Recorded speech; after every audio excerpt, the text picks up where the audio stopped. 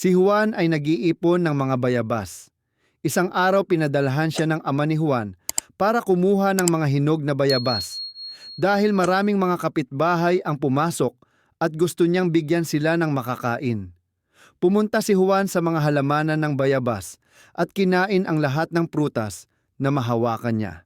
At pagkatapos ay nagpasya siyang pagbibiruan ang mga bisita ng kanyang ama sa halip na bigyan sila ng piging ng bayabas. Ang pugad ng putakti ay nakasabit sa malapit.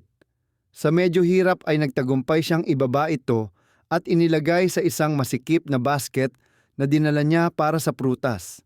Nagmadali siyang umuwi at ibinigay ang basket sa kanyang ama. At pagkatapos ay paglabas niya ng silid, kung saan nakaupo ang mga bisita, ay isinara niya ang pinto at ikinabit ito. Sa sandaling buksan ng ama ni Juan ang basket, lumipad ang mga putakti sa silid. At nang makita ng mga tao na nakalock ang pinto, ay nakipaglaban sila upang makalabas sa mga bintana.